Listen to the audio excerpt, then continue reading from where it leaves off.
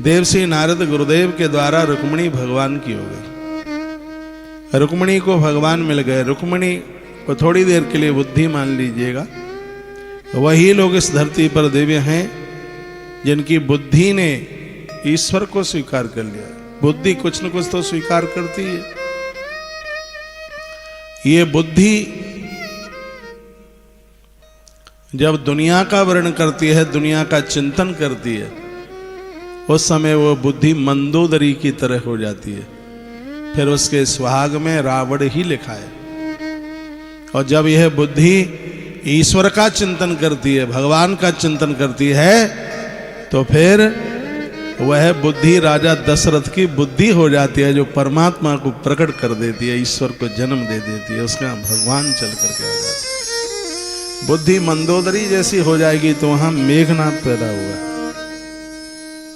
काम पुरुष का नाम मेघनाद है। मेघनाद को कामी पुरुष के रूप में, एक विकार है उसका नाम काम है, उसके रूप में उसको लिया गया है। और प्रभु राम को सत्य स्वरूप में लिया गया है। बुद्धि यदि दशरथ का वर्णन करती है, कितनी आनंद की बात है। दशरथ वो है जो एक संयमी पुरुष है, जिसने अपनी इंद्रियों को अपने बस में रखा है।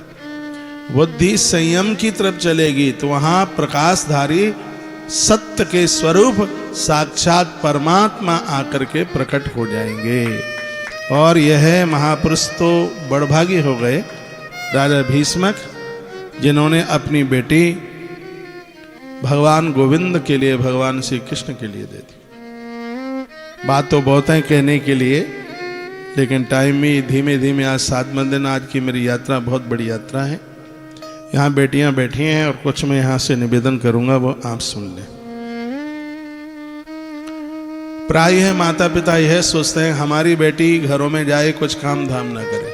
हम लोग गांव के देहाती लोग हैं और ये हमें बड़ा अनुभव है, सुनिएगा। आजकल गांवों में भी कहते हैं हमारी बेटी गोबर नहीं डालेगी, ऐसा बोल देते हैं। नहीं, अब तो हमारी बेटी बड़े शहर में रहेगी। ये टीवी में देख देख करके बड़े शहर वालों को अब गांव के लोग भी बड़ा शहर चाहने लगे हैं। नहीं, हमारी बेटी गांव में नहीं रहेगी, हमारी बेटी गोबर नहीं डालेगी। अब हमारी बेटी तो बहुत बड़े महल में और बहुत बड़े, वो तो डिस्ट्रिक्ट पैलेस में रहेगी। अंग्रेजी भले ही ठीक से ना आवे, लेकिन बोलना तो जरूरी होगा कि वो वहां पर वो रहेगी, वह है। लेकिन मैं कहना चाहूंगा बेटी लक्ष्मी है, बेटी लक्ष्मी है। और गोबर में भी भगवती लक्ष्मी है। जब लक्ष्मी के सिर के ऊपर लक्ष्मी होगी तो नारायण उस स्थान को कभी छोड़ के नहीं जाएंगे। यदि घर में नारायण चाहते हैं, घर में आनंद, नारायण आनंद का नाम है, भगवान आनंद का नाम है। इसलिए तो परसों दरसों हम कृष्ण जन्म में क्या कह रहे थे, नंद के आनंद भयो। ये थोड़े ही कहा नंद के सुख भयो, नंद के आनंद भयो, जय कन्हैया लाल की। परमात्मा का ही एक दूसरा नाम आनंद है, ये समझ लीजिएगा। हम मंदिर में पूजा पाठ करते हैं, सुबह पूजा करते हैं, शाम को पूजा करते हैं, क्यों? हमें सुख नहीं, हमें आनंद चाहिए। सुख तो दांत खाज खुजली की तरह आज है कल नहीं रहेगा। आनंद तो वह है जो आने के बाद जाता ही नहीं है। और याद रखिए, घर में नारी के पास में संपदा होगी तो उसके घर का आनंद कभी भी बिखर नहीं सकता।